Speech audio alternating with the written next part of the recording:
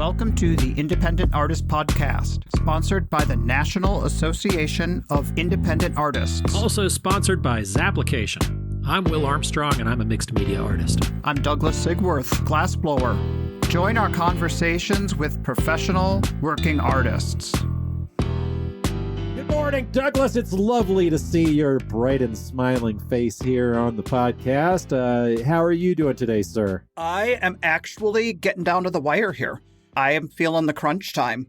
We're down to the last 2 weeks here of getting geared up for the first show in 8 months, and it's a little terrifying. Yeah, that is scary. Yeah, I'm right there with you. I'll be at the same show. I think Bayou is the first one for a lot of us, so good luck with that. That's I know exactly what you mean. You feel the pain? I ditched all my work to a gallery, at the beginning of the year, and that kind of screwed me a little bit. I mean, it's great to do that, but, try to keep it balanced and stuff. But that's all well and good if you have a lot of inventory and you can crank it out fast. But I work too slow.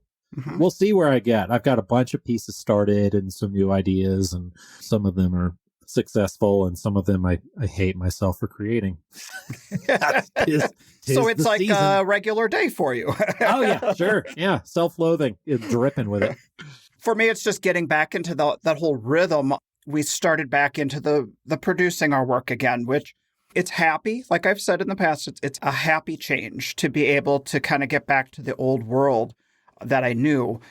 But there is a little bit of a sense of crossroads here, like wondering what the future holds and wondering like what the next steps are and how it's all going to play out. And it's like a reinvention. I feel like for 10 years, everything was just rinse and repeat. And everything now, there's a lot of aspects, not just my ankle situation, that is causing us to come to a point in our lives where we can reassess how we've done things and do things differently. So getting off to this first show is a little bit of that. Like, what kind of pace do we want to keep? What can we afford to do? How minimal can we get? So anyway, that's what's going on in my head. Yeah, I thought that was interesting. Talking to Joachim and seeing, he was talking about cutting corners and some artists that continue to do the same kind of work and cutting corners. I'm like, gosh, I'm sitting here trying to get a little bit more minimalist. I'm like, is that going to be coming off as cutting corners within my work? Because it's always been so busy in the past. And right. I don't know. It's funny. You'll probably see my work and you'll be like, yeah, dude, I don't see any difference. It looks it's still you. Looks like your work. That's the same thing. Meanwhile, I'm like, I've gone so minimalist. I've let my characters breathe. And it's like, they're not breathing, dude. There's same amount of garbage. Isn't that though just the nature of being an artist? I mean, we're constantly in our heads with stuff, wouldn't you say? I'm not saying just you and me, but I think the nature of our artwork, I mean, we attach such meaning to what we do, and we can really live in that and just take it to the extreme. That's right. Just, wait till I go to Peru with Trey and Helene. I'm going to come back all loosey-goosey. Oh, there you go. I'll see how that goes. That'll be an interesting live from the road. Yeah, but anyway, to get back to what you were saying, I parlayed that into my own neuroses but what you're saying, I mean, are you trying to talk about, are you worried about like the state of the industry, or are you more concerned with how you build your business model? Are you trying to change your model? Interesting. Yeah. Well, I guess the first part of your question, that is curious to me. Being out of the market for so long, I haven't really sold anything since I went under the knife. So that's been kind of 4 months dormant with sales. Sure. So I do wonder if I'm going to step back into what I experienced last year, or if it's going to not be as predicted.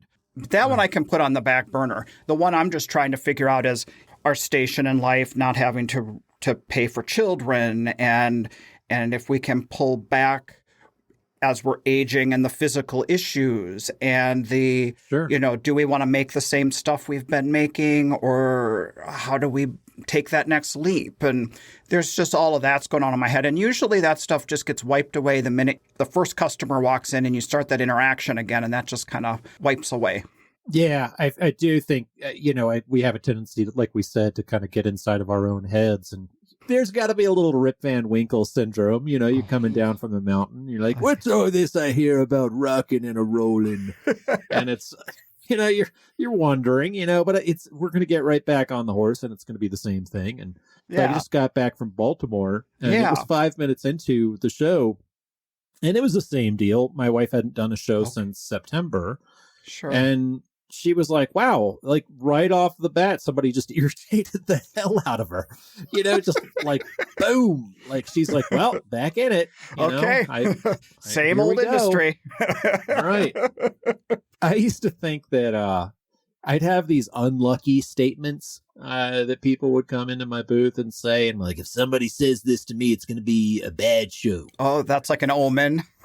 Yeah, it's going to be an omen. And I had to get over myself pretty quickly and kind of adopt that adage that I've mentioned here on the show a bunch. But you're the hottest human in the bar. It's their intro. You're getting hit on. They're just trying to make a connection, and they just say dumb stuff. You know, they're fumbling over their words because they're moved by your work.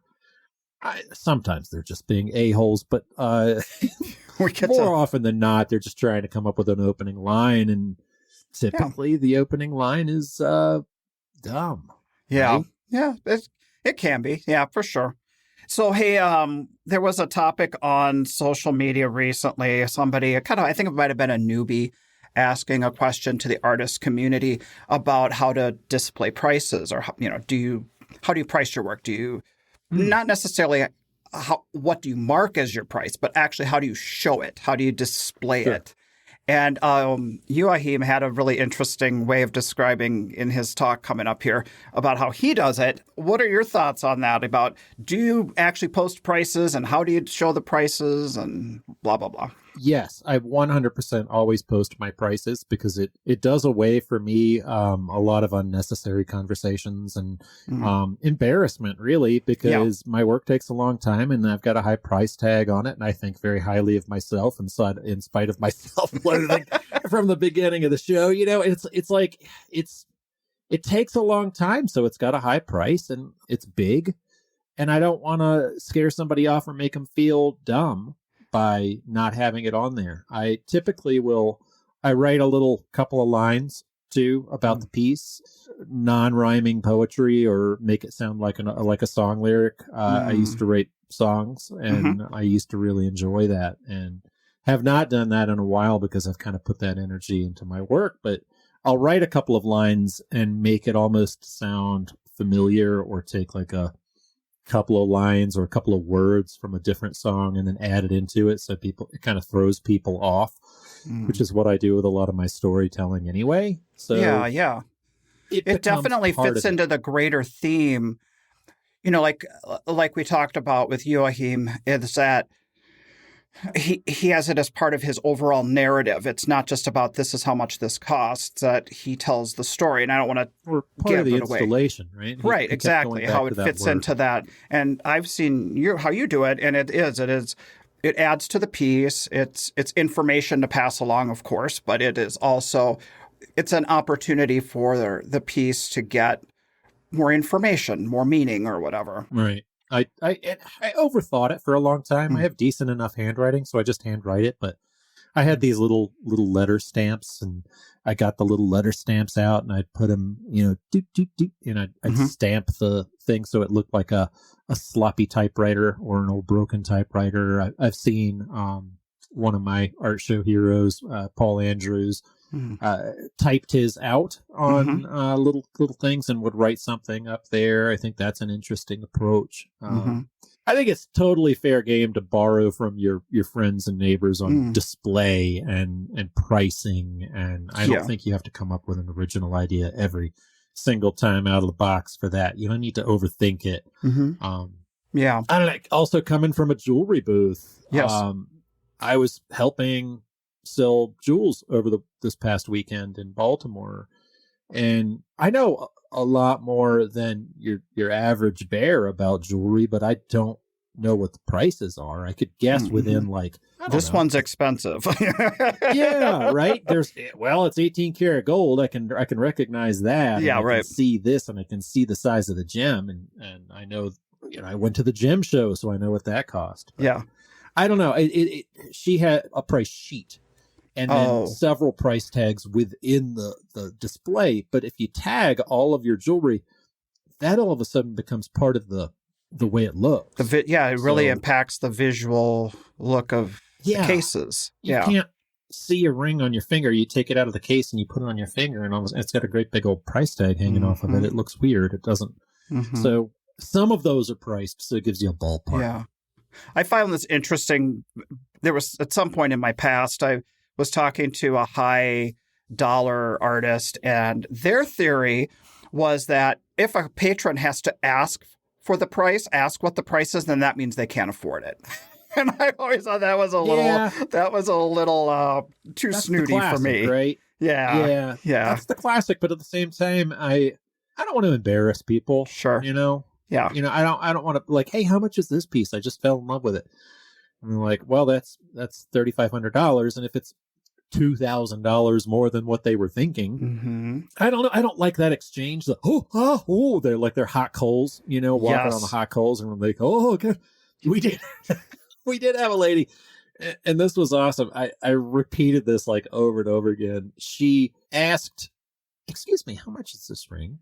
Well, that is 18 karat gold with a half carat diamond and a set of, so it's $3,800. She ran. Like she literally like cartoon ran. Like fist pumping, up and down, ran away. just road runner, right? Just poof, beep, just out of there. And I loved that. I love like, can we make this exchange as quick and as harmless as possible, like as painless? She just took off running, went to the next booth.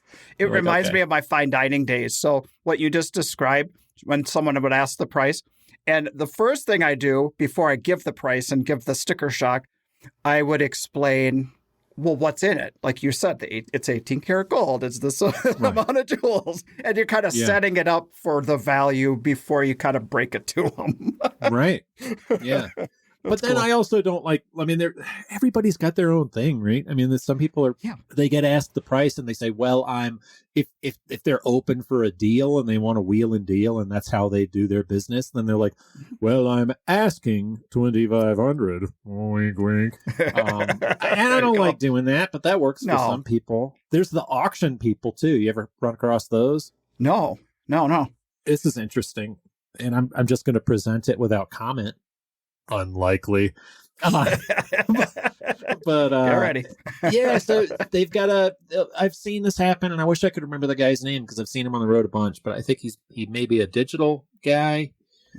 This guy, I've seen him do his booth, and he has little tiny clipboards, and he has literally the buy it now price up at the top of the thing. Okay. And then he has your offer and your phone number and email. And then the auction closes at 4:00 on Sunday. And so he goes in, and at the end of the show on Sunday, he'll go through and call, text, email the different people and be like, congratulations, you're the winner. It's yours. And, yeah, I accept your price and come by and pick up your piece, or I can do the delivery. So at the end of the show, empty booth. I've never heard of that approach. That's interesting. Yeah. I mean, it is interesting. I'd never do it. It's interesting, like a TV show that I don't watch. Okay. All right. Well, next thing I wanted to ask is one of the things we had talked here coming up is all about artist stubbornness and doing what we want to do and not wavering from that. Sure. And we touch on the topic of if we can make something more sellable. Is being sellable, is that the death of creativity? No, I mean, I don't think so. We talked with Dolan and Allie Marie Guyman quite a bit about that, about the Venn diagram, of like I work right in the center, and it's like, okay, what am I capable of making? What do I like making? What charges me up about it, and what sells? And then I kind of ping pong right around the center, which is, lucky for me, it's a pretty big center. There are things that I have done. Like take, for example, there's this one client that I have that I'm absolutely in love with. I've met them and their family and their daughters when they were little, and they They asked me when their daughter started getting married to do a wedding portrait within the piece on top of all the ephemera of the wedding. Oh, I love those people, like just dearly. And I love their daughters and, their new husbands and the baby's on the way. And that's something that I'm going to do for them. If I advertised that I did that, if I told people that I did that, just throw a rope over the center of my craft hut and lift me up on my neck. I would be done. I would hate myself for doing that. But it's a sweet little thing that I'm going to do, I don't know, 3 times in my career. Because of who they are and what they mean to you. Right. And I'm only doing it 3 times and I've already gotten 2 out of the way. So, and I love it. Cool. And that's cool. But it's like, I would never do that at a show. I would never advertise that I do that. I would never, here I am telling our entire community that I do it, but I don't care, Yeah, no, it's it's not like you're posting it to, let's say, your website, and then you have collectors banging on your door saying, I saw you did that for this one. Yeah. Exactly. And I'm not asking for absolution for it. I don't have any problem with the fact I do. I guess my point is that I don't focus on that part of my ability that I'm capable of cranking out. And I could do that and sit in my studio. If I posted images of those things, I could do them by the hundreds and probably never do another show. But part of my creativity is you don't want to be like a factory worker. I mean, then it's just like hollow and empty. Yeah. And I do repeat, I do have an element of the craft to it. So I do repeat images, but I always try to find something that I'm like, okay, this could be a little bit better. This could be a little bit different. This could be a little bit. So everything's always different and evolving. If you looked at my first body of work versus my current, and you're like, oh, wow, you've really come along. So we had an interesting customer request once that at first I thought, well, kind of like what you're saying. I don't want to make this a regular thing, but it was almost like one of those challenges where you're like, let's see if we can actually do this. And then it had a good outcome. But they were huge Beatles fans, and they wanted us they had us make a glass onion.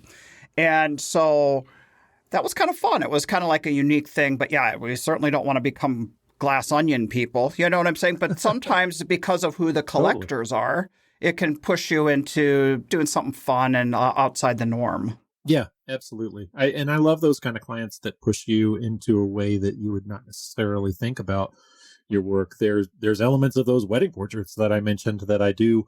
I had to learn how to paint something a little bit differently.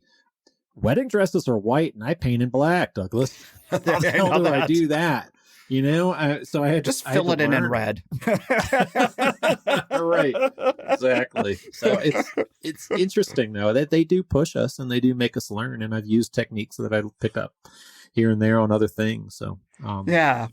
So you've been talking about this year about adding more space to your work, more space to your booth. And I found it a really interesting conversation we have coming up here, talking about space and realizing how his booth is an installation and how a lot of us are trying to open it up.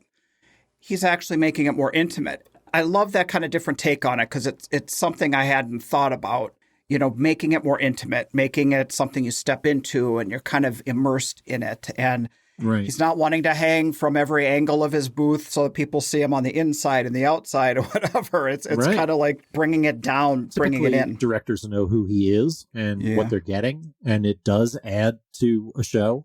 Like I said, it does. It kind of elevates the whole business because so few of us, none of us besides him, do a full booth install. Like, is there anybody else that you can think of that is telling a story within, like, as their booth and as an installation? I mean, we've all experimented with different displays, but this one, it's completely unique. Yeah, so definitely.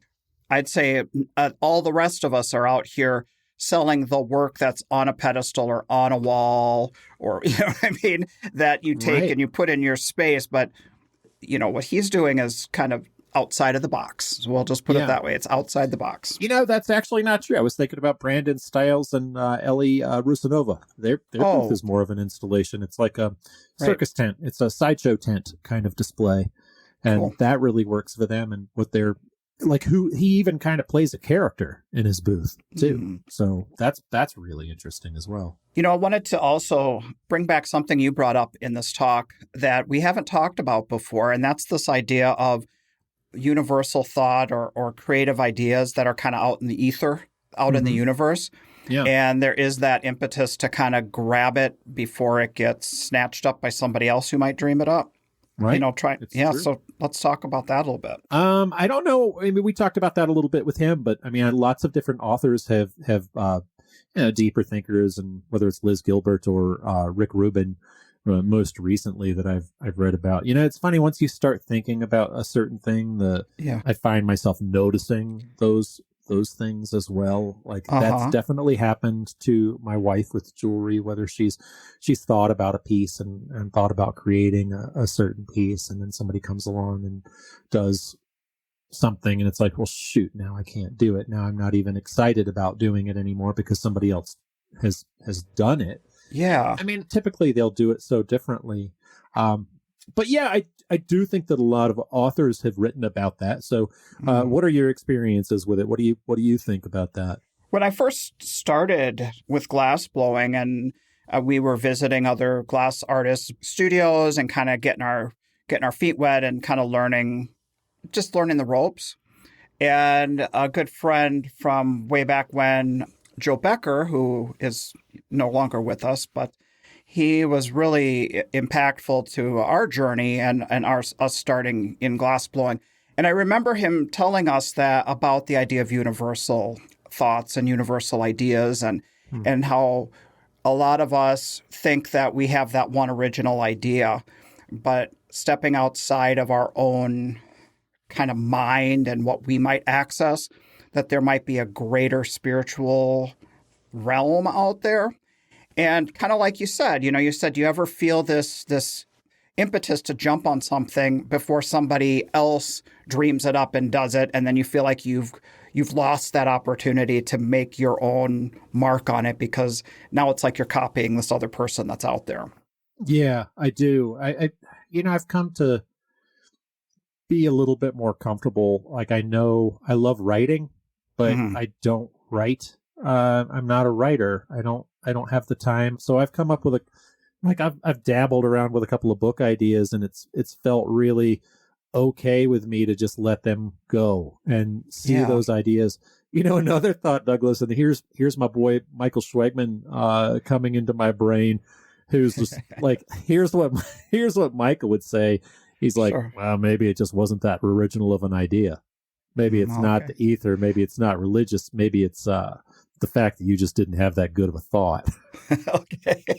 I guess there's the yin and yang for every concept, right? So comics go through that too. I mean, they're observational comedians will go through that whole thing. And I listen to a lot of comedy or will watch some, and saw two different comedians make jokes about Costco. It's like, well, Costco's ripe for the picking, just go ahead and that's easy.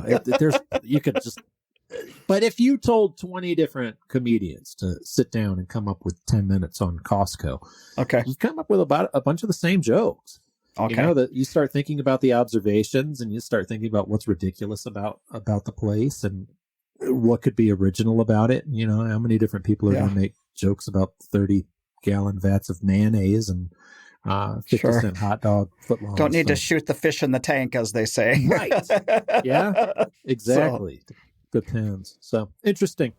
That comes up in our talk with Joachim, and let's just get right into it. Take that as a segue and jump right into the talk. What do you say? Absolutely. All right. So here we go. This is Joachim Knill, currently in Hannibal, Missouri. Missouri, the great state of misery.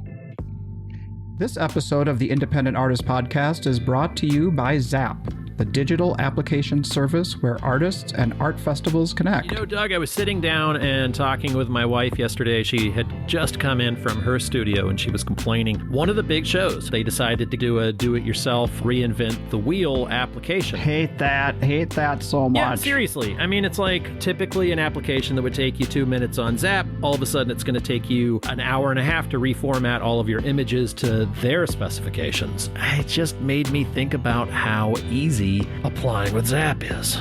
You just click a few buttons, you've got your 1920s all formatted, and you are good to go. Exactly. So I personally appreciate what Zap is doing, and thanks for not making us reinvent the wheel every single week like we used to have to do. Before we start, and this is perhaps a little obnoxious, we've done it with a couple of other people, but I have so many different friends, and I think every single one of them has, mutual friends with you, and we all pronounce your name a different way. So let's just get that out of the way so we're not awkward, if we can. I don't even know if I'm saying it right anymore. I say that's Joachim. You pronounce every vowel, so it's like Joachim. Joachim. Okay. Yeah. Got it. Yeah, you're doing really good. Because, I'm from Minnesota, and every time somebody will say something, I'll repeat it back with a good old-fashioned Minnesota O in there somewhere. So, yeah, you got the right accent to get my name correctly. So I'm going to kick us off a little bit because I think I've met you. You and I both have in common that we've both had, at least in our incarnations, 2 different bodies of work. And I first met you when you were doing your large-scale, large format Polaroids.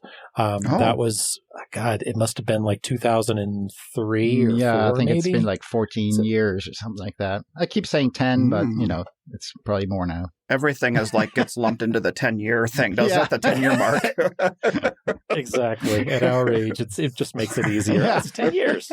So your previous body of work was photography. Yeah, I had a giant Polaroid camera that I built, and I was building scenes and then photographing them. And actually, the body of work I have now came from out of that because it's basically a big installation for a photograph. But this one, you can go in and interact with it. The other ones, they started out really small scenes, and then I would photograph them.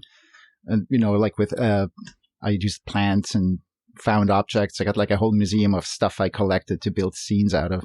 And then it would be a whole foreign surreal landscape. They got bigger and bigger, and eventually they were huge. I don't know if you know anything about the Polaroid cameras.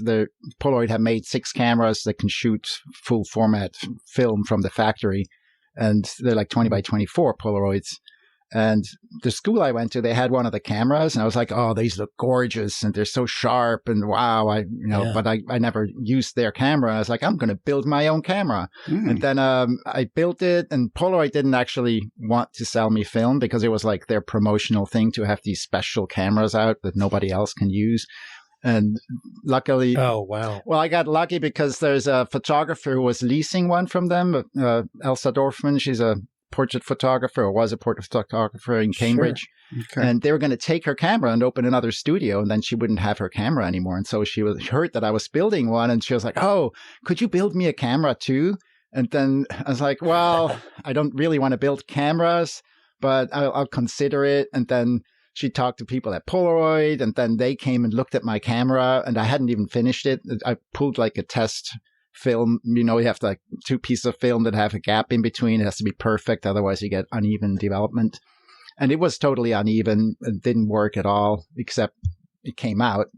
And they were like, "Well, you got some work to do on this, but we will sell you film if you don't build more cameras." And I was like, "Oh, okay, that sounds great." Oh my God. Because I don't want to build more cameras. I thought you were going to go in a different place. Like maybe you bought film from her, but they are basically paying you not. Yeah, they even gave me a test roll to get it to work.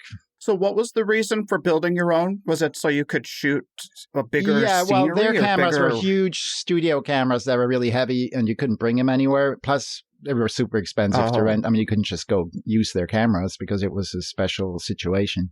So I was like, well, I just make my own. And I made it so it folds up, and it was still 100 pounds, but I was able to carry it around and bring it place. And I started taking some landscapes.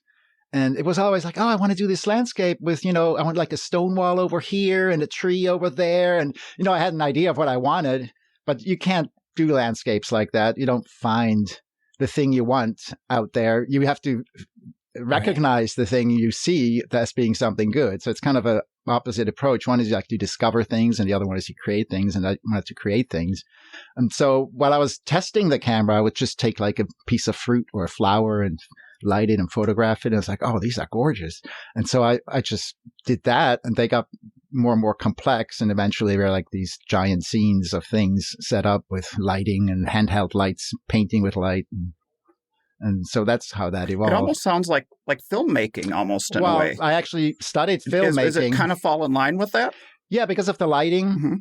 It's a lot of it is like pretty much all of it is lighting. I mean, I feel you can take anything and light it well and turn it into something special that looks great. And so I did, when I went to art school, I did photography and filmmaking mostly. But I really was a painter and drawer before I went to art school. And I took some classes and I was like, I don't really want to learn something I feel already comfortable with. So I decided to take classes in. Plus they could squash that out of you. Yeah, it kind of was that way. There was like this this one teacher. He was like from Czechoslovakia, and he was like your stereotypical artist from Eastern Europe. You know, he had like black on. He always had a posse of young women following him around, and he would have a thick accent and sound important and be like, "Oh, more abstract." Like, I'd be in class and he'd always say like, "More abstract," and I'd do like realistic stuff, and he would be like, "Do you like this? Do you like doing this?" So where was this? Where'd you go to school? It was the museum school in Boston.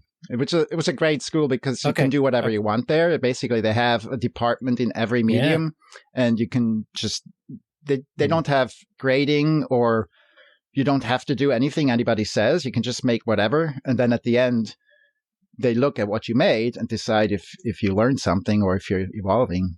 So it's kind of a self-guided school, which is what I really needed. And so I could go and learn everything, like I did ceramics and metalsmithing and welding. I loved welding and pretty much everything. But I really got into film because in film, you end up showing your film. You got this audience and it's like, haha, here's my piece. Everybody's looking at it. And I think that's really what's really into kind of it. that group experience. Yeah, it's that group experience. But then I don't really collaborate well with people. I like just doing my thing, and I don't want to have to tell people what to do and compromise and all that. But the experience in a communal setting, enjoying the work, not necessarily collaborating on making the work. Yeah, not the making. But it's like there's that aspect of like filmmaking in a way. Yeah. Yeah, sure. That's what I like about art fairs is that you actually have an audience. You're going out, you bring your work out, and you can watch your audience interact with your work and see what happens and see if they hate it or love it or see something else that you didn't see before. Right. Yeah. So to go back to meeting you at this kind of, I don't know, you were almost at a crossroads. You were living at the time, you were living out of your van and thinking about Hannibal. Yeah. Or you had been staying in your van or at shows. I don't remember exactly. Yeah, I was living on the road. As far as Tell us about that. What was that experience like? I'd rent a studio for like 2 months a year. And then rent a dark room to make smaller versions of them because I'd make like photographic reproductions. And then I'd be just doing like 30, 40 shows a year and just going from show to show and camping, which was great. But then eventually it got kind of boring. It's like, oh. And at that point, you had said, because I remember talking to you, because my business model at the time was to schlock out as much stuff as I could and just move it. And your business model at the time was like, well, here are the 12 pieces that I have. And well, the award money is plenty enough to keep me going. Were you kind of living on award money at the time? It was like half my income was award money at the time because the only people like really bought my work were young and they had no money. So they would only buy small prints of my pieces.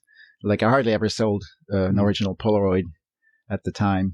But so, I was like, I just want to do what I want to do and then, get my expenses to where that matches the income from that, which is why I ended up in Hannibal. I was living in Boston at the time, and Boston is really expensive and basically end up having to make something that you can sell. And you're constantly thinking about how much money you can make so you can just scratch by.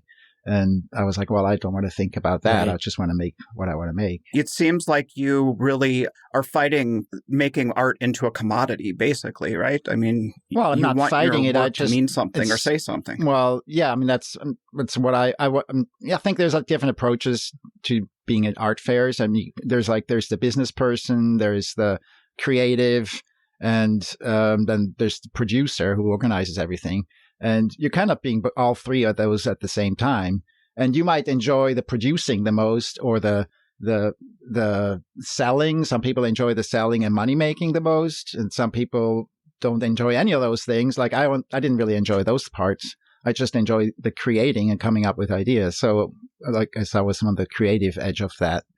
We all balance all those parts, get juggled around, and it changes too. I've always admired that within your business model because it is so different, because you keep your expenses low. And I feel like that's something that is within like the Hannibal kind of contingent.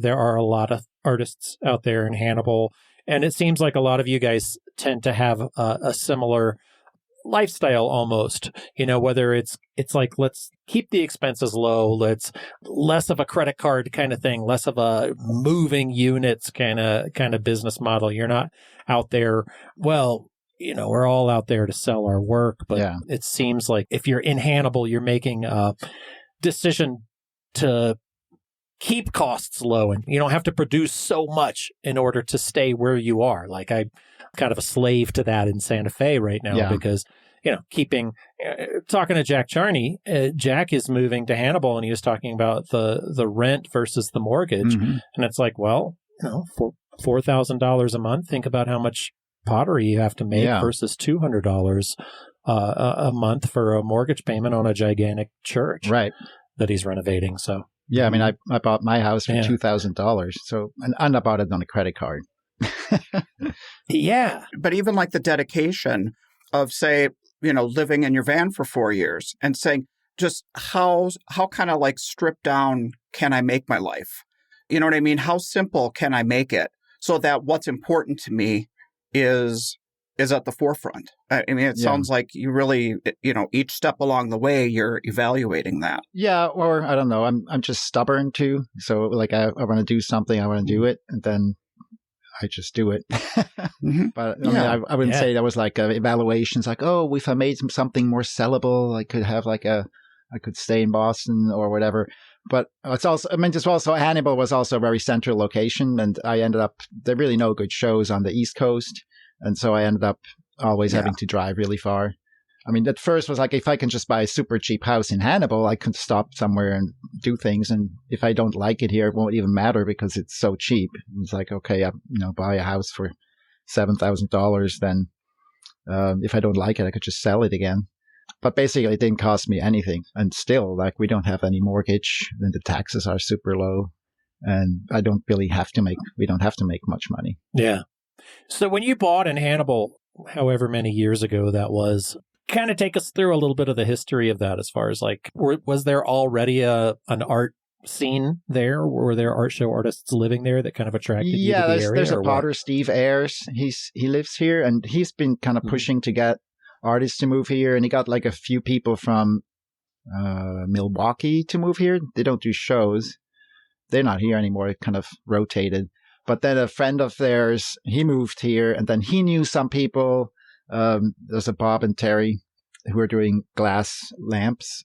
Oh, yeah. And I knew them from shows, and we were friends, and they invited me over a bunch of times, and I stayed at their house between shows a few times. And I really liked the community, and I mean, everybody was partying all the time. It sounded like fun at the time.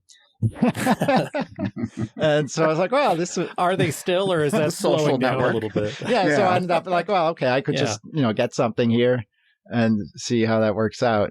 And I liked it. So then I came, and then, then Michael Cole, he passed through here while I was in Oklahoma City with a broken down van. He was going to visit me, and I wasn't actually here. And while I was gone, he bought the church and the house that Melissa now lives in. And he now owns a warehouse. Okay.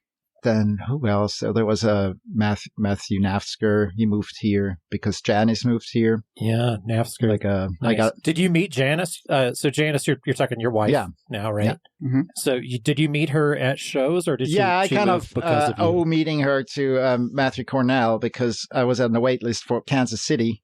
Okay. They had a spot, and then Rachel, his wife, was next to Janice, but she was supposed to be next to Matthew. And so she asked to be moved to Matthew's spot. And then I got moved to her spot, which was next to Janice. And that's how I first met her. The serendipity of it. Yeah. That's pretty cool. It took another couple of years because okay. So tell us about your relationship with Janice and how you got to know her and how you guys formed a partnership. Well, I was next to her at that show, and I thought she was really cute and funny, and great. So, but she was like married, and so I was like, oh, forget it, I can't. And so I kind of avoided her for a year or so, and then I think it was Dogwood. I think I asked her out for dinner because we were both sharing down late, and I was still liked her a lot, but I didn't. Yeah. But and then after that, she went home and she realized that she needed to get divorced. Yeah, just from having dinner with me. Yeah, but she didn't tell me any of this. I didn't know any of this. We were like texting while we were on the road, and she was going to Cherry Creek, and it's the only time her husband came with her. For some reason, he decided that he wanted to come with her, even though they had just broken up. And at Cherry Creek, she asked me like, hey, when we're in Madison, you should go out, and she knows all these restaurants because she used to live there, and you should go out eat dinner in these great places. And I still didn't know what was going on. And then we went to Madison, and it's like, oh, and then we really hooked up. That's when yeah. It's like, can you make sure not to bring that guy when you come to Madison? Yeah. Like it's kind of a wet blanket. Kind of that was ruining my good times. So when you settled down in Hannibal, was that before you met Janice? Yeah, I already had a house kind here, of and I all kind of that was together. I was already in Hannibal at the time. I was renovating the house we live in now. I had bought another house first, and then I bought this house, which is much bigger and more in the spot I liked. But it had like no roof, and basically was it needed a huge amount of work. But since I wasn't doing that great at shows, I had time and no money, but I knew how to fix houses. So I was like, oh, I got time to do this. And so I was fixing up this house, and Janice and I were constantly texting and calling. And that winter, she was like, well, maybe I should move to Hannibal. I was like, okay, I'll renovate one room for your studio in this house. And so I renovated this one room, and it was her studio. And the rest of the house was just a war zone. But she had her studio, so she could work. And then the funny thing is, she was sharing a studio with Matthew Natzker in Philly. And he had always talked about moving to Hannibal. And she always thought, that's ridiculous. Who would he was do talking that? about divorcing and moving. Yeah, it was actually divorcing and moving to Hannibal. And she was like, that's ridiculous. Why would you move to Hannibal? And then she ended up being the one who divorced and moved to Hannibal. Wow. Yeah, that's amazing. So I'd love to jump back a little bit and just talk art a little bit, because you're talking about kind of your photography, and I do want to talk about the fact that you had that photography and you had that kind of narrative, and then how that translates into the next body of work. And you said something interesting about that it's still almost like the same universe, or almost like the same body of work, but it's a different perspective. Is that true? Is that I mean, it's an installation art piece. So it's like, people are like, oh, nice booth. And I'm like, oh, it's not really a booth. This is a whole art piece. And, it's like, it's only 6 by 6 feet because it's supposed to be a shipping crate that somebody just dropped off on the street. And it has like this cultural treasure in it. And nobody knows where it came from, what it went through, and why it's here. But people go in and they'll see these stuffed toy animal paintings, and they go like, oh, how cute, or whatever. But it's just like when you go to like an antique mall and you see like some ancient mask somewhere, and you're like, oh, that's so cute. This will be great on our mantelpiece. And maybe it's like a death mask, or who knows what it was from, and maybe totally inappropriate to put it over your mantelpiece. Artwork gets integrated in our culture from all over the place, and most things we don't even know. Most people won't know where it came from. I mean, patterns. I mean, your shirt has a pattern that comes from somewhere that was like some other culture, and it all just gets mixed in because somebody acquired it and started doing something with it, and in the process, it got lost where it came from. But so the idea was like people go in there, and it had initial meaning. Yeah, it had initial meaning. It came from another culture. And so I had to come up with a culture. I had to make something up because I didn't want to take a specific culture because I didn't want the piece to be about that culture. And then I realized, when I was a kid, I had this whole world of stuffed toy animals, and I had like a book with maps and portraits of the different animals, and even building codes of the city, and like all that stuff was in there. I was like, well, I already have the place where this comes from. And it's kind of perfect because I'm objectifying a culture because it's stuffed toy animals. Yet everybody relates to a stuffed toy animal. Everybody has a relation to it. So it's kind of like humans, but it's an objectification of it. And people go in there and they buy these things from an objectified culture. And then some people go in, they just buy something because it's cute. And some people go in and they buy it because they like the whole concept of it. But the people who go in and buy something or come out or just go and look at it and come out, it's like, oh, these are so cute. They're kind of like the actors in the scene because you can be an observer and read what it's about and then see how it's happening, how people are going in there and they're not picking up at all what this is about or where it's from or the concept or anything or the context. Well, we talked early on when I first met you about how it didn't matter as much to you about selling the big original Polaroids. And it's like, of course, you want to, but at the same time, you don't have to in order to fund it. Whereas you are not necessarily getting the exact same flow of traffic. You have to almost make a commitment in order to see your work. I'm claustrophobic, and I only get to see your work when it's early morning and I can dip in. And as soon as somebody else wants to come in, I'm like, I got to get the hell out of here. It really is a visceral feeling where it's like I'm really enjoying the paintings, but then I've got to be like, okay, here come some people. I hear I got to scamper away. Do you find that with your customers? Like it's got to be a different way of dealing with the clientele. It is. I think it has a lot of advantages in a way. In terms of customer interaction, depending on the city, some places people will just make a line, like a very orderly line and take turns. In some places they don't.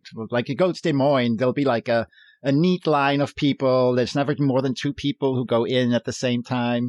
And then you go to other places and it's just people just squeeze in and don't care at all. So it's kind of interesting to see the dynamic of the place. Do you ever feel like Des Moines? I feel like Stephen King has like individually talked to the people ahead of time and be like, don't you people embarrass me. Who is he saying that to? The Iowa residents, right? Oh yeah, the Des Moines residents, like I'm bringing you guys some culture, don't you mess it up. Don't embarrass me. And I feel like everybody's kind of on their best behavior, but maybe that's just my booth, but that speaks to it with an orderly fashion that they're going into your space. Do you feel like that, and I guess you wouldn't know maybe, but do you feel like that hurts, or how do you even make a sale? Like, do they come in and be like, do they come back out to they get come you? back Are out. You in like that box? There's no prices in there because that wouldn't fit this theme. So there's a packing list on the outside, like in a shipping crate. And the packing list is just the little pictures of the paintings and the prices and the description. Like they're is usually itemized like or whatever. Like a shipping company would go like, oh, there's a bear here. This is that. It's not like meaningful titles because that's kind of been lost. It's just the shipping company took care of it. They dropped it off and they're trying to get rid of this stuff. And so people will be like, what are the prices? And that usually points to the packing list. Like there's a packing list outside. And surprisingly, people are not annoyed by it. Like, I was like, maybe people will be really annoyed having it's like, oh, why don't you put the prices on our pieces? But instead, they go like, oh, sorry, I didn't see that. And a lot of people, and it's kind of fun because people will be in there looking and then they'll lean out to look at the price list. And it seems to be a fun experience for people to actually have to do that. For most people. Well, it's a unique experience they don't have with any other artist. I mean, and in fact, when I look at your website, your booth is an installation titled The National Treasure, and you actually have a price for the whole dang thing on there, right? Oh, yeah. Like you could buy the whole installation. Yeah. No one's done it yet. Usually people go, oh, can I get one of these boxes in my yard as a bar or something? It's like, no, I don't. Oh, I don't build these boxes. I mean, when I built it originally, I was going to have a different installation every few years because I have a whole bunch of ideas. And then, I have one that's been in the works for like 10 years. But since we have kids now, I haven't really had that same amount of time to like evolve my work. So that's kind of slow things down. They do kind of cut into it a little bit. Do you think that's important? As far as being artists, I don't know that there are many of us. Matthew Nafsker does it to some extent, creates an environment. Eric Lee created a completely different environment. His was more of a living space and trying to convince people, of a feel of once you walk in of how it's going to feel in your modern living space. Do you think that more of us should do that? Or do you think that that's an important thing as far as the environment that we create? Not necessarily. I mean, I didn't do it to make a better display. I did it because of the whole concept of it. And it has some big advantages that I didn't foresee. Like setting it up is so easy. Like the first time I set it up, I was like, wow, this really beats putting up walls and a tent. And your walls could be your tent. And then The other thing is it's like storm resistant. It's not going to blow over. I never have to worry about wind or those sorts of things. So that's been a big advantage. And then also I have space around it because it's smaller. Yeah. It's kind of worked out. But you never exhibit on the outside. It's only if I put pieces on the outside, it becomes a display. Then suddenly it's not a shipping crate anymore. So that would break the concept. The theme. Yeah. I mean, I used to, in my old booth, I would play guitar in the back all the time. And it's like, I stopped doing that because that doesn't fit the theme. It's like if I was sitting next to it with a guitar, it's like, well, what's going on here? This is not a shipping company. That's some guy with a carnival box or something. Right. Which is anyway the thing you have to like watch out for when you bring things to a show is there's things you didn't think people are going to see. Like they're going to see something that you didn't predict. Like when I brought this out, Bill's like, "Oh, is this the TARDIS from Doctor Who?" It's like at first I was like, "I don't even know what you're talking about" because I never watched the show. It's like, right. Right. or a lot of people go like, "Oh, is this a porta potty?" It's like, "Oh, I didn't really think of that either." Oh my God. Yeah, please no. Please no. That is an interesting reactions of people that you wouldn't expect that people might have. Yeah, so you kind of learn. If you've got Plaza, it's is this a good place for me to vomit? Yeah. Try to find my little spot. Yeah, it is kind of like that. So does it attract a different kind of a collector than, let's say, the cash and carry kind of person who would it's walk all over into the place. Some people go like, "Oh, I know what my customers look like, and I can tell you this person's going to buy something, and this one definitely won't." I've had the biggest mix of people. Like, I could never tell you who would buy something or not. It's so all over the place, which is kind of cool because I guess it doesn't fit into a concept of a typical, this is landscapes for your country house, or this is, it's not like a typical thing for a certain type of person. It's really kind of outside of the box in that sense. Plus it is traditional looking. The paintings look like old traditional paintings. So it's still interesting for people who like traditional things while also being totally not that. So it kind of can go any direction who buys something. Yeah. Did you have any, this just kind of occurred to me, but I mean, I know that Matt Hemminghouse is also from kind of that area. He's close enough for dinner parties anyway, but were you one of the folks that kind of convinced him to start doing art shows? Was that Janice ran any of your influence at all? Yeah, Janice ran into him there was a little art supply store for a while, and she ran into him there and talked to him, and then we started hanging out, and we kept telling him, he was doing paintings at the time, and so I kept telling him, you should try shows, and then eventually he did some t-shirt designs, and he was doing that and his paintings, and so we totally got him into doing shows. Yeah, I love that, and because I can kind of see the environments that he creates, I could see a little of your influence. Maybe he was on that. He was using our printer for his prints for a long time until he bought his first printer. I gave him big roll of lighting gels for color lighting, so I kind of helped supply him. And it's like, oh, you actually are doing what I was doing, in some sense. I mean, it's different themes. You're like you're a drug dealer. Yeah. You're keeping him addicted. I'll get you started with some gels. That's right. You give him those gels for free when he comes back. So, what would you say is the inspiration behind the subject of your paintings? I mean, you work with images of stuffed animals, and it almost feels a little post-apocalyptic, like, back when the stuffed animals roamed the earth or something like that. I mean, can you tell me about that, about what inspires you to create those, I wanted those images? I wanted them to look like old historic paintings, so it's from a lost old culture. And when you look at what European culture, what the paintings are, it's always either royalty or romanticized peasant scenes or battles, generals. So I try to have a mix of all the types of things you'd find in old, that historians look at for figuring out a culture.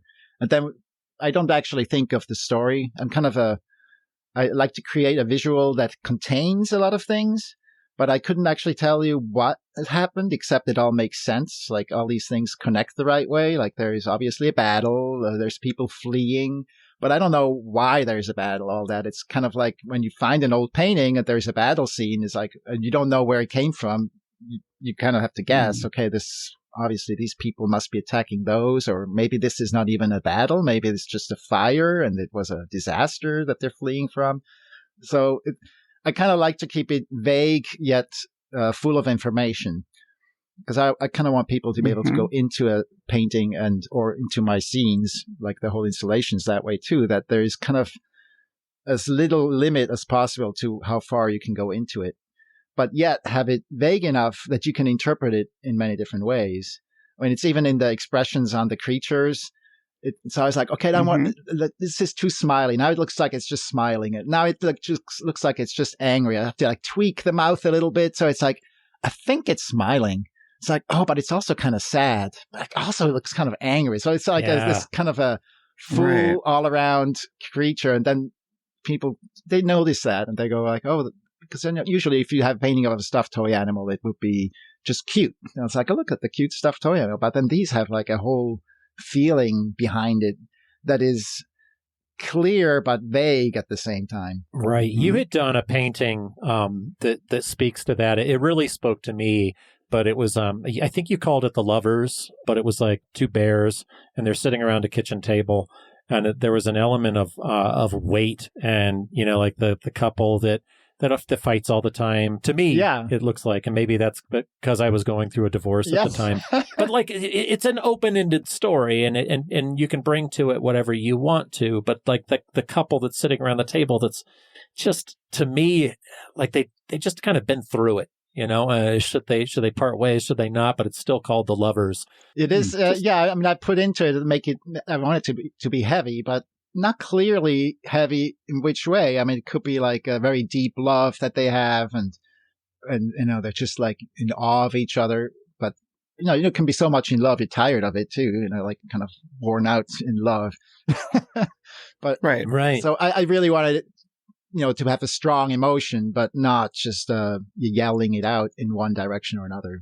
And that's like your experience of it is kind of exactly what I aim for. And in a different mood, you probably would have read it differently. You would have been like, wow, they've been together for a long time and just their bond's still strong, and they live in this hut in the country somewhere, but they have no electricity. Like, who knows, Totally. Right. Open-ended enough that the viewer can bring their own experience to it and put their own meaning onto it. Yeah, for sure. Well, that's like kind of what Ben Fry was saying. Sometimes what sometimes what our artwork is about is maybe none of our business. Yeah. People bring their own stories. And I'm remembering too, after I'd seen that painting, I had been to dinner with another couple of artists, and it was just one of those couples that, and I'm not going to name them here, but they since have broken up, but it's like one of those couples that you wish would break up. You're like, oh my God, the burden of this. And I saw that painting and I remember asking you about it, and you're like, no, it's not about them, but maybe it is to you. And it kind of seemed like a portrait, but I love that kind of storytelling. There's like almost like a Tolkien element to it. There's a Meow Wolf element to it too, if you're familiar with any of those inspirations. I haven't been to one yet.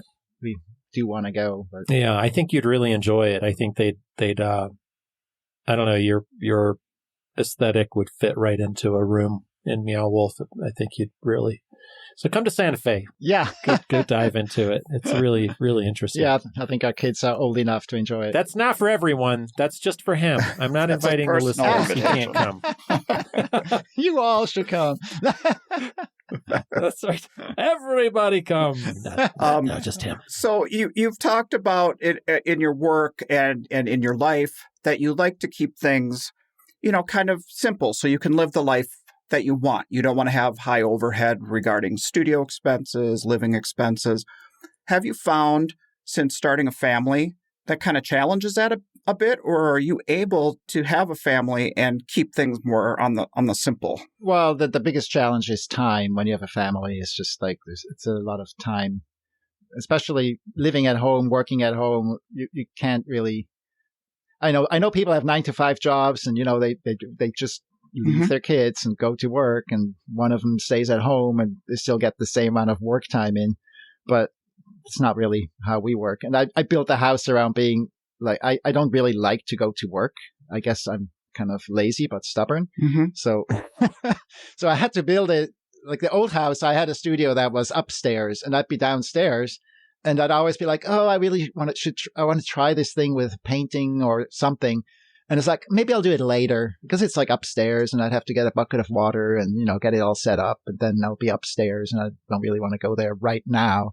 And so when I built this house, I was like, it's got to be open. I took a floor out, and all the rooms face a main center. And if I'm in my studio, it's like I'm still connected to the living space, and I don't feel like I had to go leave and work.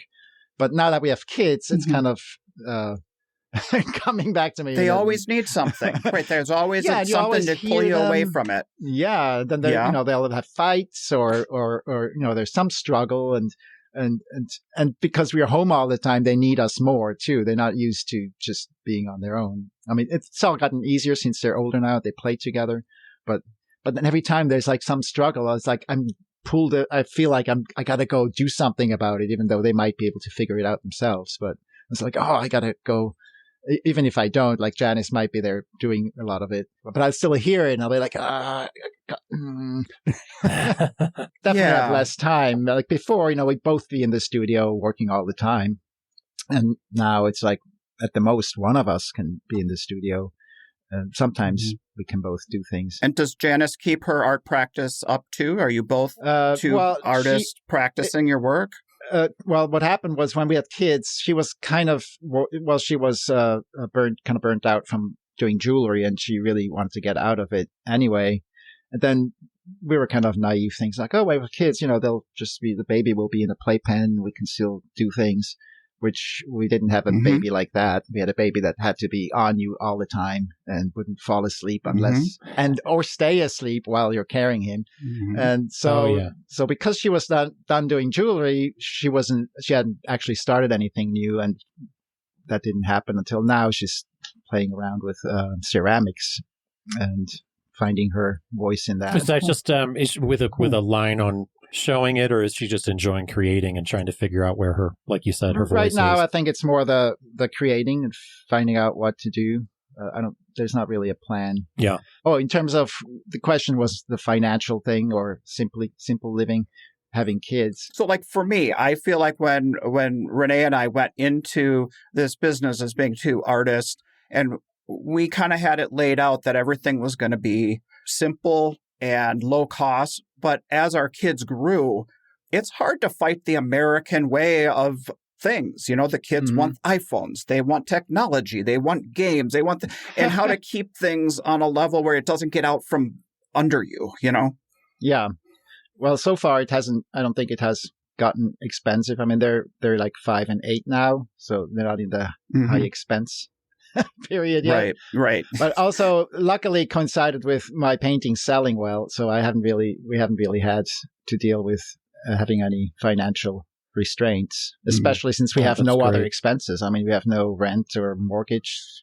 The taxes on the house are like $400 a year. It's really just food, car insurance, health insurance. Luckily now is pretty much free because of Obamacare. But it harkens back to my what I think about with my conversation with Duke Clausen, and it's really about every spending thing becomes intentional so that you can be independent and you can make choices that aren't based on being like overextended. And it sounds like you have crafted your life that way where you keep the overhead down. And perhaps we've talked about this aspect a lot, but it kind of seems like an overarching theme for you. It's really being intentional about how you live your life and about the choices that you make. Yeah. I mean, it's like I realized that living in Boston, there's all these fun things to do, and I realized I never do them there because I'm too busy. You spend all your time trying to make a living so you can live there, and then you have no time to actually go do any of the great things or afford going out to the restaurants and having been doing shows. I was like, well, I go to cities all the time, and I do more in the cities that I go to a show at than I ever do when I'm home in the city. And also personally, I'm not that social of a person when I'm home. I really like to just be at home and make artwork. So like, I don't need to live in a city and spend all this money when I could just have the same exact thing in a place that's free, basically. Do you carve time out then? When you go to cities, do you carve time out to do things and take advantage of the areas that you're in? Not as much as we used to. I mean, when I first did shows, I would always stay an extra day and do lots of things and do sightseeing on the way to a show. I mean, but I kind of got bored with it. And then, of course, now with kids, it's like, wow, that's just so much involvement, getting them ready to go anywhere and then keeping their attention to want to stay at this museum, or, like going out to eat is just a struggle sometimes. I mean, this is all getting better now. Yeah. Do you travel with the whole family then? Or do you just go out and back? We used to at the very beginning, and then it just got too difficult. Yeah. And now we do about 3 shows a year that we go together. We always go to Houston. Janice has family in San Antonio, so afterwards we go to San Antonio to visit there. Houston has amazing restaurants. I mean, it's just like you can have any kind of food that's like the best version of it. And so, and then the museums are incredible. And now with the kids, like they love the Natural History Museum, that dinosaur collection there, and the Children's Museum. They're all just fun and great things to do. And then the show has shorter hours, so you can actually enjoy being there. It's like some shows, you just at the show all day. There's like no time. Basically, Janice would just be babysitting the kids all day and having to do things with her while I'm sitting at the show all day, and then the day's over. Like, not really have anything else. I remember distinctly when we were young parents and traveling to art shows, and really one of us was a babysitter in a hotel, and that's not fun for the kids, no. And it's not fun for the parent who's basically trying to keep them from bouncing off the walls. So, there is that aspect of being artists and making a living and the logistical stuff that just has its own added complexities when you're a family. Yeah. But then Janice likes to not just stay in a hotel. She likes to go see lots of things. So then it gets extremely stressful when you have 2 kids and trying to go lots of places. She's always very positive about the possibilities, and then it turns out. But the reality sets in. Yeah, the reality gets pretty stressful. I feel like that's like 10 a.m. me has all these plans for 10 p.m. me. Yeah. And 10 a.m. me is like very ambitious, and at 10 p.m. me is just like a stick in the mud. Doesn't want to do anything. Like, I'm not going out and doing that. I don't care that much about that band. That's great. I remember going to see, I think that was at Bayou, actually. A big group of us went down and went to the Continental Club back when our good friend Mark Orr was still with us. Took him out to see Southern Culture on the Skids and had a big time. But man, that was probably 10 or 12 years ago. I think things have slowed down with our generation. Yeah, for sure.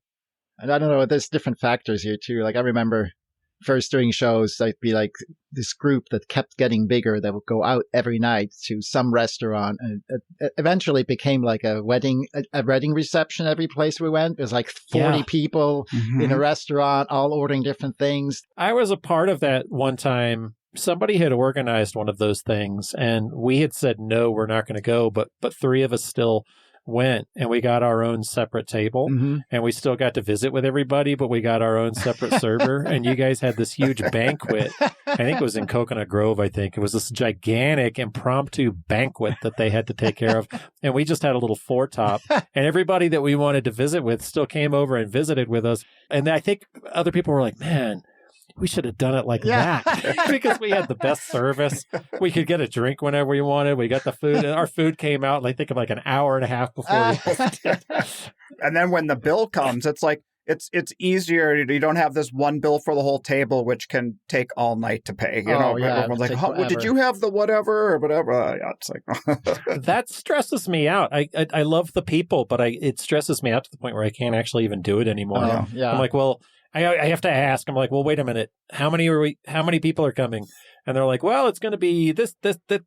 I'm like, I got to say no. I love those people, but I'm going to have to say no. I'm out. I kind of wondered like how it ended. I think partially I noticed, like, at the time I was making hardly any money, and they'd always go to really good restaurants, which I love, but I had no money for it really. But I'd be like, I'll just get a salad. And then I'd go in and I'd get like the most expensive steak, which just couldn't help myself. But still, it's like everybody else was having like, $10,000 shows and, or, way more than I made. and they could do whatever they wanted. And I'm like, oh, I just want to hang out. And then there was the downturn in 2000, I guess, was it? Or whatever, one of the big financial downturns. And suddenly everybody's income went way down. And after the show, I'd be like, oh, anybody going out? It's like, no, we're too tired. I think we're just going to the hotel. We're gonna order an appetizer at the hotel bar. Yeah, you're hanging out with the big boys all of a sudden, and they're making all of this money, and they're like, "Well, let's just," and you get yourself, a tiny little thing. Yeah, and, you're trying to cut corners, and they're like, "Well, we'll just split it 5 ways." They're like, "But I didn't have $14 cocktails." But I mean, that does remind me, Will, of our last talk when you asked me about going to shows and going to really good restaurants and stuff. Renee and I always, for years, we kept it so simple with groceries. We were that person who we'd buy a bag of groceries and eat out of our hotel room because we just wanted to keep everything so bare bones. Mm-hmm. And so I mean, that is definitely a way of life for a lot of artists out there. We don't want to throw away all of the profits. Yeah. For me, though, it's always been like, and this kind of carries on our conversation last time, Douglas. To me, it's like there are these carrots that I have along the way. And I'm like, well, Houston, I'm going to bust my butt. And like, I know there's a barbecue place that I know about that I've already been like, I texted Cliff about. I'm like, you got to try this. So we're going to go hit some barbecue. So I like, that's a carrot for me. I get to go see my buddy and have some incredible barbecue. And then like the food of the city is like Houston, like you said, is amazing and oddly incredible sushi. Yeah. A couple of really great spots. Like there. Uchi. Have you been to Uchi? Yes. Best. I think I might have been with you. Oh, really? It's possible. I don't know. Yeah. Well, we stopped going because it got too busy and loud, and with the kids, it wasn't possible anymore. But for sure. But that's always been one of our big carrots along the way, is just to kind of see, okay, well, we can go to this spot or the out of the way, then maybe the not so fancy, but the good thing. Well, this is one of the exciting shows about doing art shows is you get to go to all these. Going to restaurants is one of the highlights of the traveling. On the other hand, for me, staying at a hotel is a big waste of money because all I'm just going to do is sleep. But then in my van, I have a comfortable bed that's actually I sleep better in it than in a hotel. So I'm almost like, I'm not going to spend $200 a night or $100 a night just for like a European prison cell to sleep in when I could just stay in my van.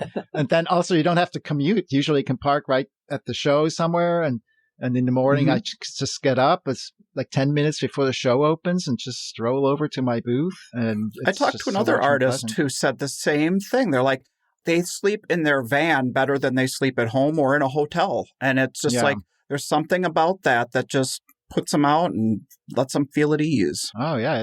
Well, there's a whole culture of van campers, too. Yeah. You can kind of find your circle of folks. I know that there, like the Coconut Grove van camping is a big deal. The Winter Park has a really nice parking lot and kind of a really fun parking lot party, too. Whether you're staying in a hotel or not, the parking lot party is always a lot of fun there. So, so it's just a whole nother culture. Yeah, it's just now with kids. When we go with the kids, we do get a Airbnb and have a nice house. That's a whole different. Yeah. But when you're on your own, you do kind of like the nomad land kind of thing. You even now you still that you'll camp out of the van. Yeah, there's a few shows where it's very unpleasant. Like Fort Worth doesn't really have a parking lot.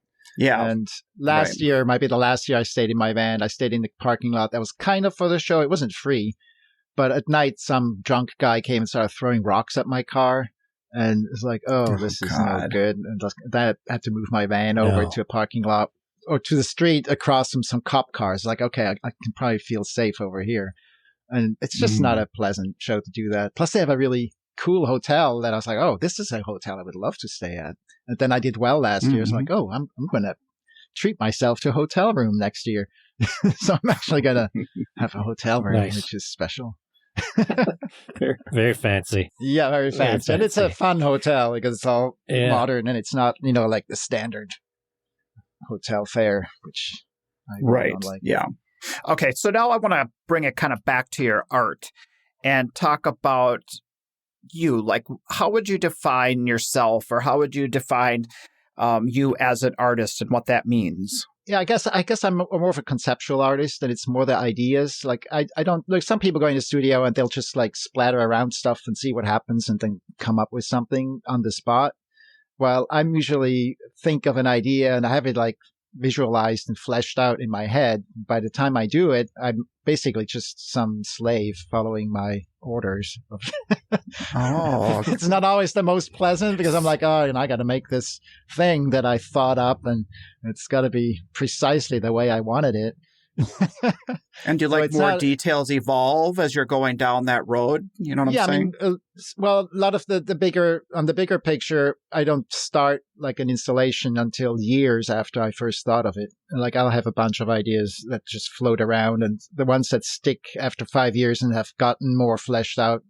Once I really know what it is, I'll start making it.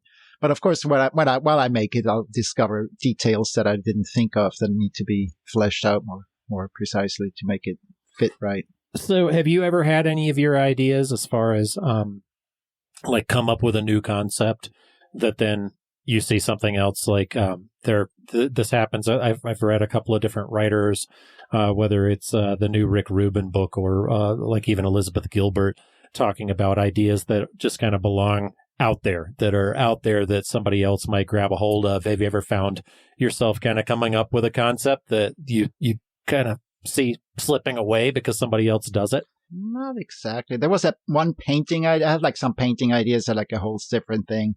And there were some that somebody at a show ended up doing something that was kind of like it. And it's like, oh, that's kind of my idea. And I might have told them about it. Right. Sometimes I talk about my ideas. Oh, and they ran with it. It wasn't exactly my idea, but it was, it involved like cell phone towers and radio waves around it, which is not a new thing in itself. But the whole, all of it together, was not the same thing as what he did. But anyway, I haven't really seen that happen. Like the thing I'm working on now, I have like every year, it's been kind of ready for 8 years, except it's missing a few details and I haven't had time to work them out. But like every year, it's like, well, I can just bring that out next year maybe, or the year after. And I do feel like it's not time constrained. Like, once I bring it out, it won't be like, oh, you should have brought that out like 3 years ago. And this was like a really popular thing. Or before this other person did it. Yeah. Another question that I had that I really wanted to ask you too is about your paintings, your specific individual paintings within your big idea of the installation. Do you repeat compositions, or do you ever repeat things? Because it seems to me like you don't.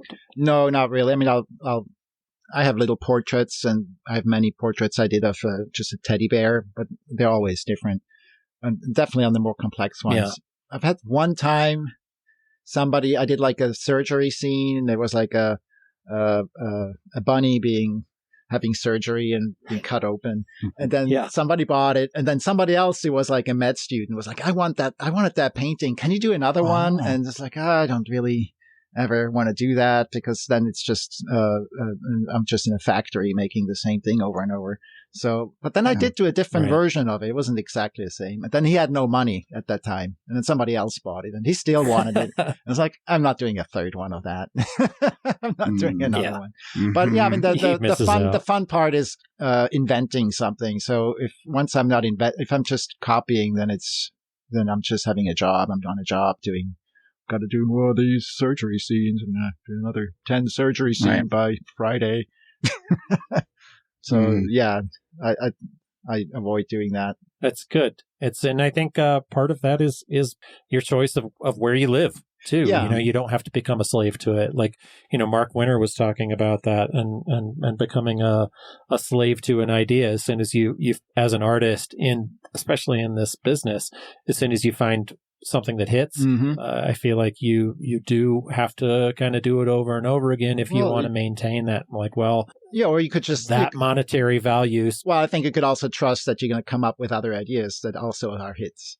But it is very tempting. Like you do something, I see it so many times. Somebody had like something they did, and then they sold a bunch of those and they kept making more. And then they started simplifying them. They got rid of all the stuff that is not why it's selling and making it easier to make and quicker. And suddenly they had a booth full of these paintings that these are not as good as the original one was because they got rid of a lot of the detail. But it still has like the three elements that make it sellable, but it's not now it's suddenly like a product. But, that's a choice you make. What do you rather do? Make money, make art, or sometimes both works out. But sometimes I'm a little jealous. Like there are times I'm like, I wish every piece I make isn't like a new challenge. And because every time I do a new one, it's like, okay, what are the highlights, shadows? What's this background? And it's like, it's kind of mentally challenging to always reinvent a whole world in a way. And there's like, sometimes I wish I had something repetitive I could just do. Like, I just want to make something, but I don't want to have to think about it. Like, if I could just go and knock out something that happens automatically, I can just kind of do it like a meditation instead of a mental challenge. That will be more relaxing. And I do sometimes miss that. The reason I haven't done it is partially because I hate working. But then I had an idea, I had some concept idea where it is about mass production, like a whole concept, an installation that's about mass production. And for that installation, I would have to build a mass produced thing. So I would get to mass produce, but it's part of something bigger. And then I was like that, I could do it. I could do a whole project that's about that specifically. And then I could handle doing it and enjoy it instead of it being a chore. So that was the way out. Maybe someday. Well, something you said earlier about defining yourself as a conceptual artist, and you have the idea, and then you chase that idea, and you become kind of a slave to that idea. And coming back to the idea of being a parent, and something it's only coming to me now that my kids have moved out and they're independent and they're on their own, is that I really didn't realize until now how much headspace they occupy on a day-to-day basis that takes away from our creative, like we can't sit and totally let this concept take over our headspace for hours on end, days on end, weeks on end, whatever, because you've got these little people to take care of. And that's why you should get a divorce.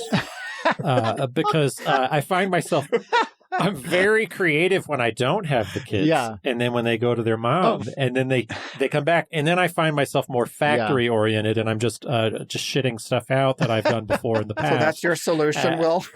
Oh yeah. And then they go away. I'm so creative. Like, this is my week to be creative. It's like you're an empty nester for like a few days, right? Absolutely. You focus on the kids, and then I'm like, you can be the best dad in the world for a week. Yeah. Right? Yeah, it is definitely the focus is a problem. Like having kids is like having roommates that never stop talking. And it's like, can I just think for a moment? Like, can you just stop talking about these things that you keep talking about? But we've come to be more social this year and meeting more artists out there on the road who are childless artists. And not that I would say it's a luxury to be able to really live in your art, because I love being a parent and I would never want to trade that for anything. I mean, I just recognize that the shift when somebody can only focus on their art and just live in that concept or in that world or whatever. Right. Yeah, there's something lonely in that too. You have like no people to share it with. I'm like, right now I got these two people who are like around, like I have an audience all the time, maybe too much audience, but it's an audience and they can experience the things that we do while we do them. So it's not like, when I was like living in my van by myself, that was great for a while. And eventually it's like, I'm just here by myself. It's the same campground, the same lake, and I'm just waiting for the next show. And like, there's no one else here to see this beautiful place. And I mean, out of that, partially it came like, well, having a family, you got like a posse coming with you. Yeah, definitely. So the little bit, the romantic idea of it, of course, the reality is much messier and stressful, but that it's part like, is well, there. Douglas and I go to shows and we're like, well, I wonder who I'm going to see. You're like, well, I know exactly who I'm going to see. You've got those three that you're going to see, and you're going to take them with you at every show. I'm like, oh, look, it's you again. Yeah, you're here. Yeah. I didn't know you got into the show. Guaranteed companionship. Your entourage That's right, came whether you along. wanted it or not. Yeah, if you want them or not, they're here. Well, what's next for you? Do you have any projects or anything you're working on that's coming up? Well, I've been doing the Kentuck show, Kentuck in Alabama.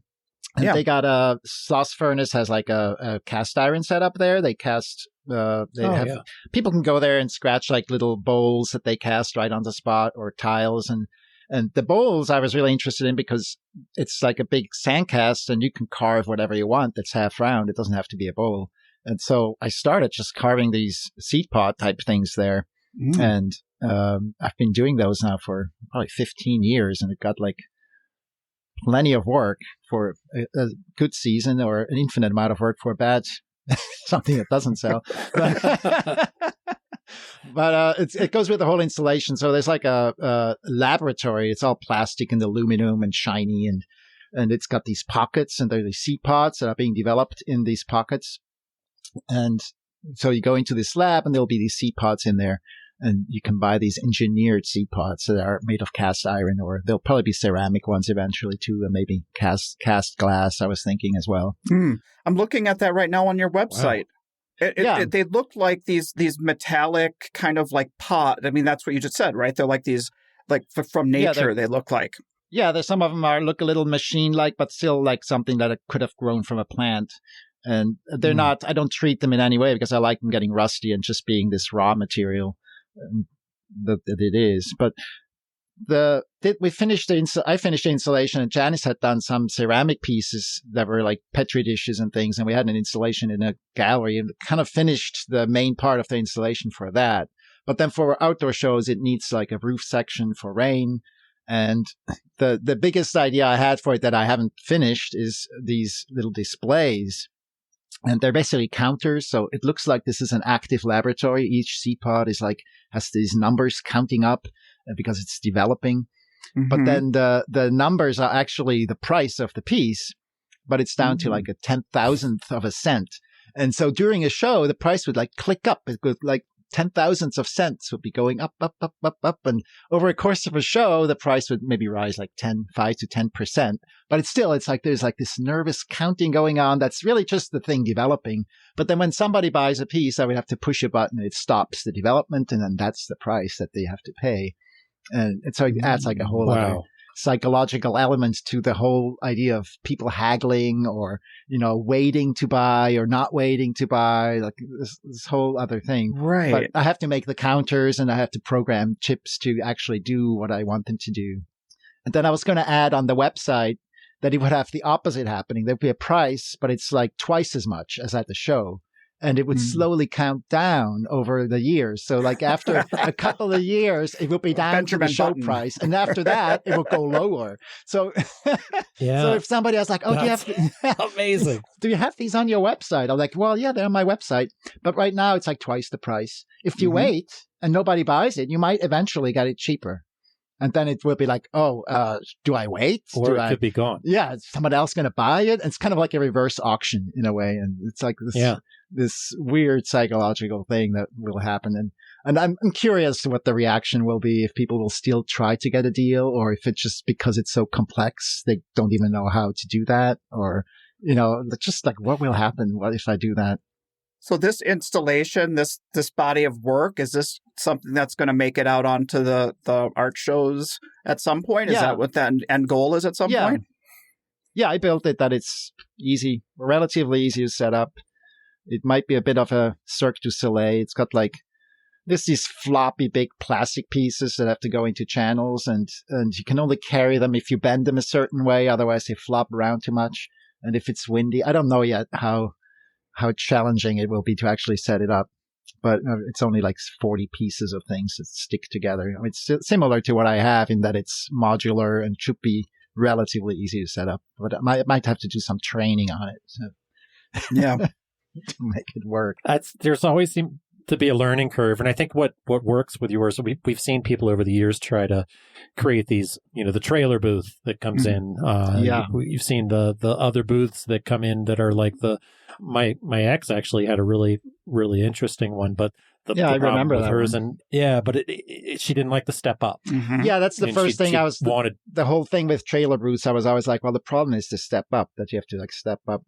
And the other problem is you get bugs Right. all over it from the highway. Like, driving this thing on the highway, it's going to get splattered Oh. with bugs and stuff, and you're going to have to clean Yeah. it. And then how do you keep rain out of it? Like in a highway going, 60 miles an hour with the wind, you might have 100-mile-an-hour winds hitting it. It's got to hold up and be waterproof, like for sideways and upwards winds. And it's just That'd be like a little mobile home or something.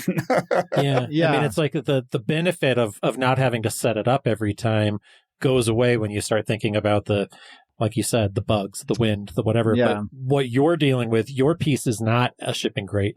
Because a lot of people do think that it is a shipping crate. Yeah, and I'm always you have telling to set them it up every time. Yeah, it's actually so much easier. Like if it was a shipping crate, I'd have to have a trailer. Then you're dealing with gas mileage and parking and getting it in and out of shows, and you'd spend all this extra time and money and effort just dealing with a trailer. And I'm like, well, this only takes an hour to set up, an hour to tear down. It's probably taking me less time than if I had to deal with a trailer and all the side effects of that. Right. I mean, in terms of logistics, I am always wondering, like, so many people set up walls now, and then they set up a tent over the walls. It's like, well, you already have walls. All you need is a roof. You don't actually need a tent. You could just have a roof that goes onto your walls, and would save you so much effort and stabilize your booth a lot better than having these separate elements that are like funkily tied together and Precarious. Yeah, like you're building two things at once when you only need one. Yeah. Well, this has been a great talk. I'm so glad that we had the opportunity to sit down, the three of us. And, this is only our second time that Will and I have had a guest on where we've done it as a three-way talk. And I think it went really well. So I'm glad you... Right. I'm glad we both had different things that we wanted to talk about. So I'm glad that we did it. Thanks for having patience with us as we kind of ping-ponged between the questions. But, it's so often, and I've said this to so many of our different friends that we've had here on the show, it's so often that you get to know somebody a little bit and you hang out with them, but you never really get into the actual art aspect of it. And sitting down and talking about only the art is a lot of fun. And I appreciate you. I appreciate what you do. And I appreciate a lot what you bring to our industry. When you are at a show, it kind of elevates us. You make us look good. He does. Makes us look real good. So I'll see you and the whole family. I think we all will. The three of us will be in Houston. I believe my kids will be in Houston as well. Cool. So wow, everybody's in Houston. Or everybody here. To seeing you both. Okay. Yeah, me too. Exactly. Yeah. Awesome. All right. We'll see you down there. See you down there. Again. Thank you. So, Will, this was kind of a throwaway, but Joachim correlated staying in a hotel to being in a European prison cell. I don't know. What do you think about that? I feel about hotels the way some people feel about like chain restaurants. Okay, yeah. I like to know exactly what I'm getting into. I want it to feel exactly the same no matter where I am. So yeah, I look like a homeless person when I walk down the street going to my room with my pillow and my box fan and my ratty old suitcase. Everything you need to get a good night's sleep. Yeah, I turn that white noise on and get those decibel levels high to drown out whatever's going on next door and get my rest. But I get what he's saying. Yeah, I was wondering if the European prison cell offers reward points because... we saw this news report this morning of this old 86-year-old woman who shot her husband because he was sitting around drinking too much. And I'm like, what a hell of a hillbilly retirement plan. Well, I'm 86. They're not going to mess with me too much in women's prison. I'll just, 3 squares and a little bit of light and exercise and a bed. There's my retirement. Do you remember Kimber Fiebiger said she actually considered if she went to Shakopee prison because they have an art program there, she could do art and have 3 squares and a place to sleep. So yeah. Well, sir, I'm gonna let you get out to the glass studio. I'm gonna go be a slave to the easel for a while and got some stuff make good work out there. Yeah. Before we wrap today, I just wanted to kind of tease next episode because I had a great talk. I got to know Kirsten Stingel, and some of the roadshow artists might know her from about, I don't know, well, you always say 10 years ago. But she's kind of come off the road and is selling her work not through art fairs. And so it's going to be an interesting talk about when you're kind of butting up against the complexities and the challenges of a market that isn't working for you and how you pivot and make other decisions. And it was a really good and open talk. And I'm looking forward to everyone hearing it next week. Our next episode. Man, I cannot wait to hear this one myself. I have not, you've not teased me with a rough cut yet, so I'm excited. She has always been, honestly, one of my art show heroes. Cool. Really, our work could not be any more different, but I just admire her creativity and vision and what she brings. So excited about that talk. Thanks so much for sitting down with her. Awesome. But yep, you and I, we've got to get some shit made and get our butts to the first show of the year. So I'll let you go here and take care, everyone. We'll see you. Language, you vulgar bastard. You know you're the vulgar bastard. Oh, that's right. I forgot. All right. See you now. This podcast is brought to you by the National Association of Independent Artists. The website is naiaartists.org. Also sponsored by Zapplication. That's zapplication.org. And while you're at it, find us on social media and engage in these conversations. Be sure to subscribe to this podcast to be notified when we release new episodes. Oh, and if you like the show, we'd love it if you would give us your 5-star rating and offer up your most creative review on your podcast streaming service. See you next time.